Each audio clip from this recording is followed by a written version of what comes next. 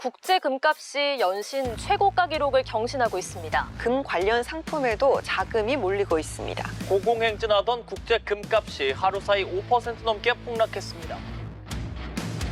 부와 권력의 상징이자 동양과 서양, 예나 지금이나 인류가 가장 사랑한 보물 금. 전쟁이 닥치거나 인류의 재난이 닥치거나 최후의 안전자산이 뭐냐? 금입니다. 출렁이는 금값에 금테크 열풍이 뜨겁습니다. 금값이 막 치닫을 때 이제 사람들이 또 그 금을 사기 시작하더라고요. 금값 폭등, 그 뒤에는 금을 쓸어 담는 큰 손들이 있었는데요. 글로벌 빅플레이어, 큰 손이라고 볼 수 있는 등장해서 전 세계 금 수요의 한 20에서 25%를 가져가기 시작한 것들이 사야 할지 팔아야 할지, 산다면 어떤 방법으로 사야 할지 고민인 요즘. 작은 골드바를 여러 개 모으는 거는 사실 바람직하지 않고요. 다양한 방식의 거래 중에 에서 현물로 사고 파는 에서만 세금이 없다고 보시면 됩니다. 그야말로 금값이 된 금. 앞으로의 금값 향방부터 똑똑한 금 투자 방법까지 금의 모든 것을 공개합니다.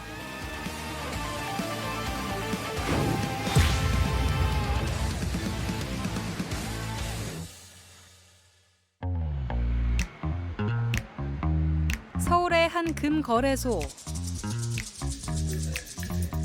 금을 사고 팔려는 손님들 발길이 끊이질 않습니다.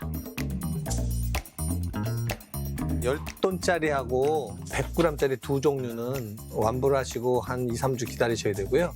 10돈짜리 중에 동물 그려져 있는 건 바로 가져가실 수 있어요. 값은 같거든요. 군대를 제대한 이 청년은 그간 모은 돈으로 금 10돈을 사러 왔다네요. 군대에서 모은 돈을 와서 제대해서 금으로 바꿨다. 너무 잘하셨어요. 예쁘게 세공된 제품들은 투자 겸 특별한 선물로도 인기입니다. 뭔가 의미 있는 선물을 드리고 싶은데 그냥 돈보다는 금이 나을 것 같아서 사실 지금 너무 많이 올라가지고 당분간 떨어질 수도 있다고 생각하는데 장기적으로 봤을 때는 오를 것 같기는 해요. 천정부지로 치솟던 금값이 16% 가까이 급락했던 지난 10월 말. 금값이 내리자 기다렸다는 듯 부랴부랴 온 손님들로 거래소는 종일 북적였습니다. 한 3, 4일 기다렸던 것 같아요. 국내도 그렇고 국제적으로도 그렇고 경제가 좀 이렇게 불확실하다 보니까 아무래도 안전자산 쪽으로 좀 이렇게 있어야 될 필요가 있지 않을까. 금값이 요동친 지난달 평소보다 손님이 10배 가까이 몰리면서 일부 품목은 품절 사태를 빚기도 했는데요. 물건이 없어도 주문이 밀려들었습니다. 네, 예, 지금 이미 먼저 돈을 내놓으시고 물건을 기다리시는 분들의 대기 품목입니다. 네. 얼마 정도 될까요? 지금 이거 시가로 여기에 들어있는 요거가 뭐 한 3, 40억? 좀 넘어갈 거고요. 급등세가 조금 잠잠해졌다지만 올 초에 비하면 50% 이상 더 비싸진 가격. 높은 가격에도 순금 골드바를 찾는 손님들이 늘었는데요. 예, 요게 1kg짜리고요. 이게 이제 시판되고 있는 상품화된 골드바 중에서는 제일 큰 겁니다. 이게 이제 오늘 같은 경우에 약 2억 3천이 넘어가고 요거에 이제 500g, 요거의 반이죠. 이게 2억 1,800 정도. 그리고 이게 우리나라만 있는 규격이죠. 375g, 100돈짜리입니다. 이것도 8,300만 원이 넘어가고 있습니다. 금값이 치솟으면서 묵혀놓은 금을 팔러 나온 사람도 많습니다. 여기 써 있긴 하지만 순금인지 어떻게 알아요? 근데 이제 저희들은 이제 보면 알고요. 이제 이런 마크 예, 이런 거다 있고. 보면 요 사이즈 요거는 크기에 걸맞은 무게, 즉 밀도로도 알 수 있다는데요. 재밌는 것도 있어요. 요 무게인데 이거 이제 올리면은 10톤이라고 나오거든요. 10톤, 10. 예. 저 똑같은 크기로 이 무게를 만들 수 있는 금속이 없어요.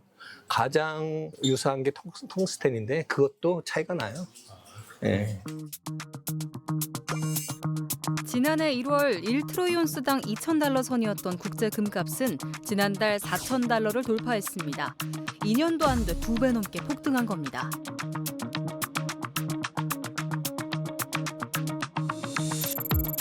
지난 10년간 완만히 오르던 그래프가 지난해부터 요동치기 시작한 건데요. 금값이 오르자 금 투자 열풍은 더 거세졌습니다. 은행 계좌로 금을 거래하는 골드뱅킹 잔액은 작년 말에 2배가 넘었고요. 실물 금 시장 열기는 더욱 뜨겁습니다. 올해 5대 은행 골드바 판매액은 약 4,500억 원, 이미 지난해 판매액의 3배 수준입니다.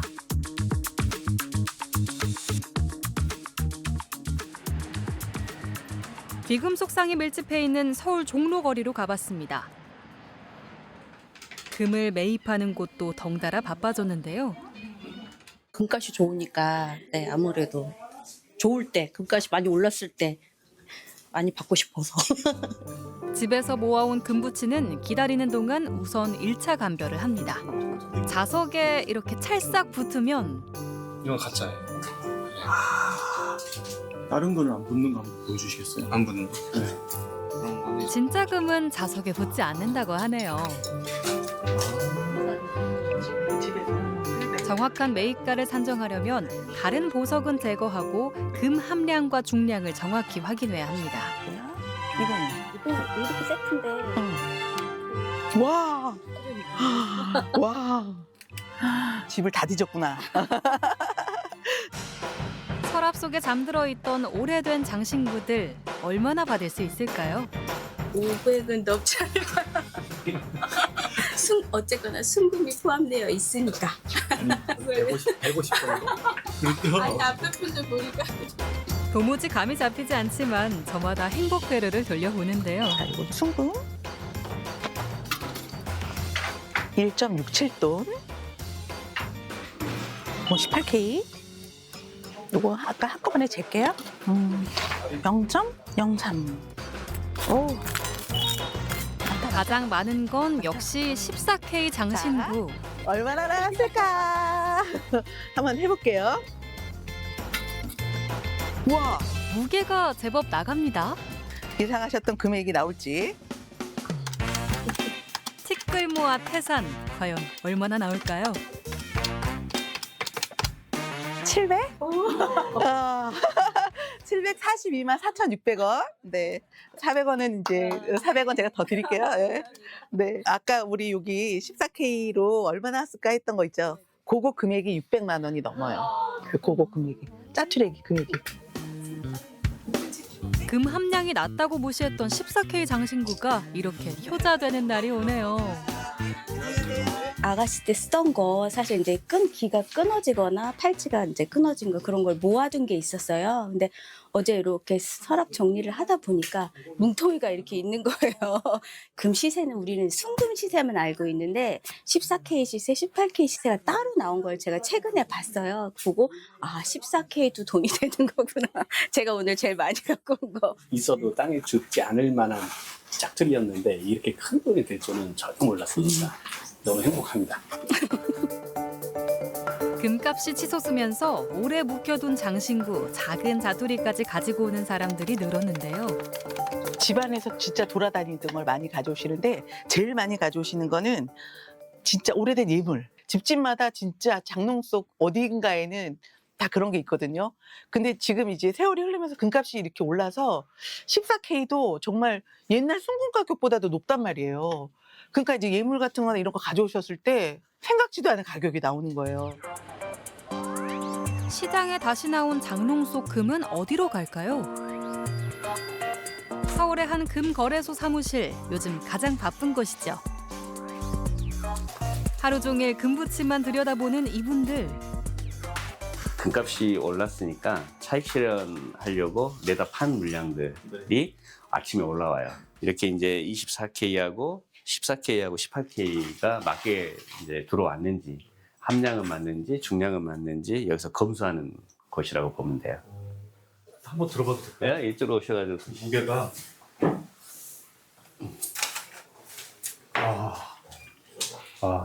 무겁습니다. 무겁다 진짜. 저희는 하나밖에 못 보잖아요. 맨날. 그렇죠. 금이 가볍다고 생각하는데 이 부피에 비해서 되게 무겁네요. 오. 매입한 물건들은 고순도의 골드바로 다시 태어난다고 하는데요. 전 세계적으로 금 생산량이 줄어들면서 귀금속을 녹여 다시 정련하거나 산업 부산물에서 금을 추출하는 재생금 활용이 늘고 있습니다. 이따 오후에 이제 원자재가 다시 들어올 텐데 이 안쪽에 보시면 원자재로 사용할 금괴가 이제 이렇게 있고요. 전 세계적으로 생산되는 금의 재생금 비중이 지금 한 30% 정도 되는데 재생금도 99.99% 이상이기 때문에 전혀 이제 금의 가치는 변화가 없는 거죠. 가는 곳마다 철통 보안, 그중에서도 가장 들어가기 까다로운 곳에 왔습니다. 여기는 이제 잘 공개는 안 되는 구역이긴 한데 다양한 건종의 골드바를 생산하는 곳입니다. 저 안쪽에서부터 원자재가 들어오면 주조를 먼저 하고요. 자투리금에 새 생명을 불어넣는 과정 한번 볼까요? 금의 녹는 점은 1064도, 고체에서 액체 상태로 변하는데요. 5분 만에 1.3kg 원자재가 다 녹았습니다.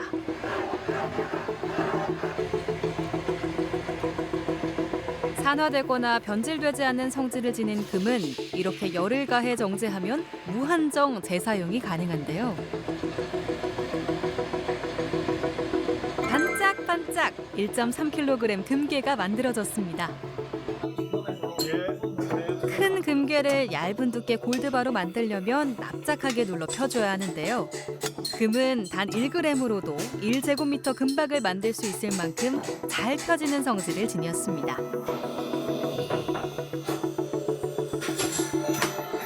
묵직했던 금괴가 두께 1.9mm 얇은 금판으로 쭉 늘어났습니다. 얇아진 금괴는 원하는 크기대로 쉽게 자를 수 있는데요. 이게 바로 우리나라에서 가장 많이 팔리는 37.5g 골드바입니다. 금값이 얼만데 중량도 정확해야겠죠. 그런데 0.1g도 넘게 차이가 나네요. 바로 이때가 장인의 손길이 필요할 때 미세한 손의 감각으로 깎아내 중량을 맞춰 나가는 건데요.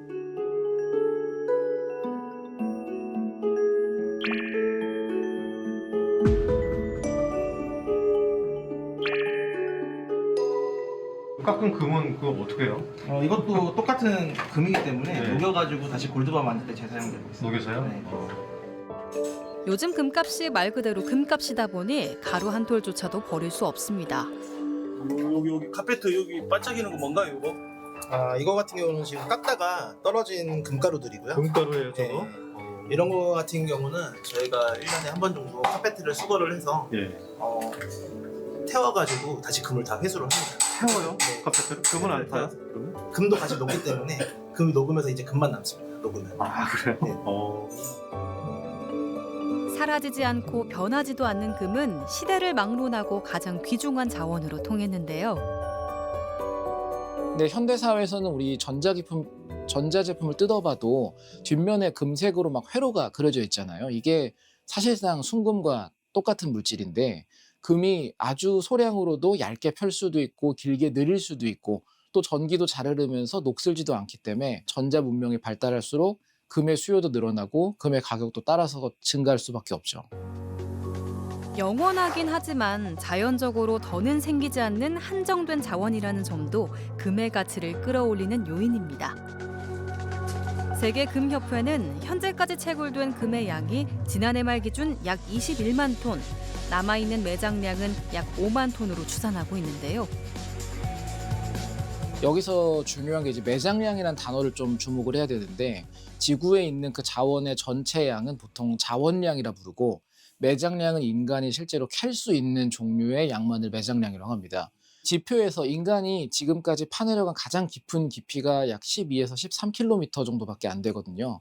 그 이상 들어가면 이제 장비가 고온 고압되면 파손돼서 불가능한데 그런 걸 고려할 때 인간이 캘 수 있는 금은 사실상 한계에 도달한 상황이라는 게 전체적인 의견입니다.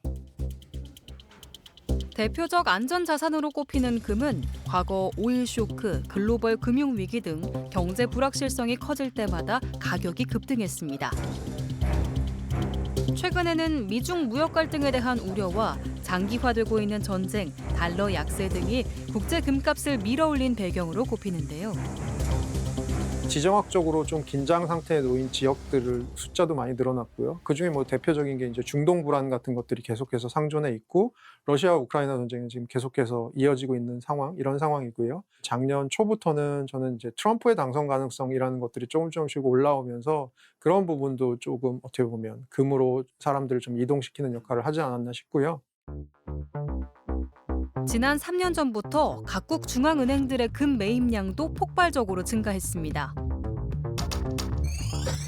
세계 중앙은행의 금 매입량은 지난 10여 년간 평균 500톤 정도였는데 2022년부터는 연간 1000톤 규모로 증가했습니다. 전 세계 수요의 25%가량을 쓸어 담고 있는 건데요. 서방의 러시아 외환 보유고 동결 조치 이후 신흥국을 중심으로 미국 달러 대신 금 보유량을 늘리는 움직임이 나타난 겁니다. 이제 미국 국채를 가지고 있는 게 위기 시에 문제가 있을 수 있겠구나라는 인식을 하게 된 겁니다. 중국뿐만 아니라 뭐 인도, 브라질 이런 신흥국들도 이런 인식을 공유하게 됐고요.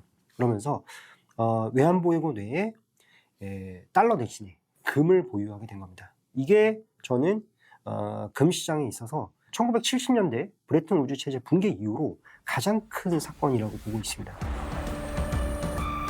최근 급등한 건 금뿐만이 아니죠. 주식시장부터 가상화폐까지 신고가 행진을 펼치면서 모든 자산이 오르는 이른바 에브리싱 랠리가 나타나고 있는데요. 코로나 이후 각국 정부들의 돈풀기 경쟁이 촉발한 인플레이션으로 화폐 가치가 하락하고 화폐를 대신할 다른 자산으로 돈이 몰리고 있는 겁니다. 과거에는 안전자산이라고 불렸던 뭐 미국 국채 또는 독일 국채, 뭐 스위스 프랑 이런 것들이 과거에는 있었다면 모두 지금은 화폐로서 어떻게 보면 디베이스 될 수밖에 없는 그런 운명이라는 거죠. 그러면은 인플레이션을 방어할 수 있는 실물 자산으로 이동해야 된다라는 게 지금 최근에 나타났던 금이나 비트코인으로의 탈출이다라고 볼 수 있습니다.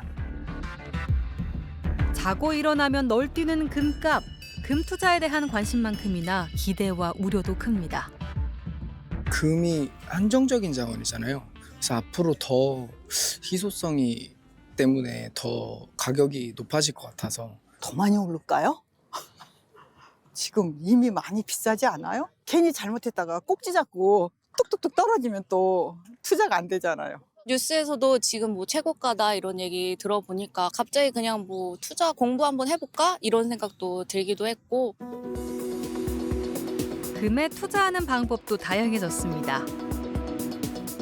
가장 전통적인 방식은 은행이나 금 거래소에서 실물 금을 구매하는 방법입니다. 안전자산으로서 실물금을 소유한다는 심리적 안정감이 크지만 살 때와 팔 때의 가격 차이가 크다는 점은 알아둬야 합니다. 금값이 여기 있으면 살 때는 여기에 부가세 10% 그리고 약 5% 정도의 제작비와 기타 마진들이 들어가서 오늘 사서 오늘 팔아도 15% 정도의 차익이 생기는 겁니다. 그러면 요 15% 이상 파는 손님이 파는 값이 올라가야 이제 이득이 생기기 시작하는 거거든요. 투자 목적으로 실물 금을 구입할 때는 순도가 4, 9, 9가 4개인 제품을 사는 게 좋고요. 작은 중량 여러 개보다 한 번에 큰 중량을 사는 게 더 이득입니다. 중량이 작을수록 그 제작비의 비중이 높기 때문에 단가가 비싼 겁니다. 그래서 사실 뭐 작은 골드바를 여러 개 모으는 거는 사실 바람직하지 않고요. 제일 이제 합리적인 게 10돈 이상. 10돈 이상이시면은 이제 그게 가격도 원만하고 10돈부터는 그 단위 가격의 차이가 그렇게 크지 않아요. 시중은행에서 거래할 수 있는 골드뱅킹과 최근 급성장하고 있는 금 ETF는 소액 투자가 가능해 금 투자 초보자도 쉽게 입문할 수 있는데요. 매매 차익의 15.4%의 배당 소득세가 부과되고 금융사 수수료도 발생한다는 점은 고려해야 합니다. 일반 투자자 입장에서 세제 혜택이 가장 좋은 건 KRX 금시장입니다. 올해로 11년을 맞은 KRX 금시장은 금 거래를 제도권으로 끌어들이기 위해 세제 혜택에 집중한 국내 유일의 공식 금 현물 시장인데요. 한국거래소가 주식과 채권 이런 금융상품을 거래하는 거래소인데요. 저렴한 비용으로 믿을 수 있는 금을 저희 손쉽게 거래할 수 있는 취지로 2014년에 저희 거래소가 이 금시장의 그 거래 플랫폼을 만들었습니다. 증권사에서 금 거래 계좌를 따로 개설하면 주식처럼 금을 1g 단위로 쉽게 사고 팔 수 있습니다. 예를 들어서 100g짜리 종목을 1g씩 매일 100일 동안 사시면 100g이 되고요. 인출 신청을 하면 실물을 받을 수 있는, 그래서 예탁원에 그 해당되는 그람수만큼은 보관이 돼 있는 형태입니다. 금거래소에서 실물금을 살 때와 다르게 10% 부가세가 붙지 않고요. 매매 차익에 대해서도 배당 소득세가 면제되는데요. 이 부분은 ETF, ETN 그리고 골드뱅킹 대비해서 압도적인 장점이죠. 또 한 가지는 이 금융소득 종합과세에도 해당이 안 됩니다. 여러 가지 세제 혜택을 주면서 국내 금시장을 양성화시켜서 육성하겠다라는 목표가 있었기 때문에 100g이나 1kg으로 실물금을 인출할 때에만 10%의 부가세가 붙습니다. 장기 투자 후 실물 인출할 경우 그 부가세도 최종 가격에 매겨지는 게 아니라는데요. 투자목적으로 보통 많은 분들이 1g, 10g, 5g씩 누적해서 사다 보니까 평균 단가가 나옵니다. 그 평균 단가에 부가세를 매깁니다. 저희는 만약에 5만 원대부터 20만 원대까지 나눠서 샀다. 그럼 평균 단가가 13만 원이다. 그러면 부가세가 이제 20만 원에 해당되는 10%가 아니라 13만 원에 10% 이 정도의 부가세를 내가 되는 거죠. 그래서 장기 투자를 하셔서 나중에 인출하실 때 세금을 하는 게 세금 측면에서도 굉장히 유리한 측면이 있습니다. 폭등 후 급락, 다시 반등까지 알 수 없는 금값이지만 장기적으로는 상승 요인이 많다는 게 전문가들의 중론입니다. 과거에 한 2, 3년 정도의 시기를 보면은 거의 이런 조정이 없이 올라옵니다. 너무 가격이 높기 때문에 사기 어려운 거 아니냐라고 하시는 분들 같은 경우는 어떻게 보면 주기적으로 적립식으로 매수하는 게 좀 좋은 방법이 아닐까라고 생각하고 있습니다. 금은 보유 기간 동안 이자나 배당이 없다는 점도 감안해야 합니다. 모든 투자가 그렇듯 단기 차익을 노리거나 무리하게 투자할 경우 큰 손실을 보게 될 수도 있는데요. 시청자분들에게도 꼭 말씀드리고 싶은 게 금이 저희 보통 안전자산이라고 얘기는 하지만 안전자산이 위험이 없는 자산이라는 얘기는 아닙니다. 그리고 금값이 최근에 올라가면서 벌어지고 있는 일 중에 하나는 금값의 변동성도 커지고 있다는 거니까 금에 대해서는 단기적인 시세 차익이나 이런 것이 반대로 움직이는 부분도 있을 수 있다 정도는 좀 염두에 두시면서 투자하시는 게 좋을 것 같습니다.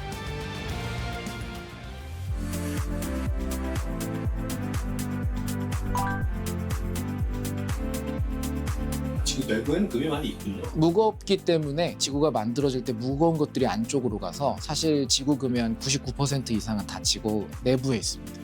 용암 속이라든지 아니면 해까지 갈 수 있다면 금은 엄청나게 많이 있긴 합니다. 그래서 대규모 화산 폭발이 일어나서 땅이 다 갈아엎어지면 금이 다시 생길 수가 있는데 아마 그 상황이면 인간도 멸종할 거라 우리가 현실적으로 사용하기 좀 어렵죠.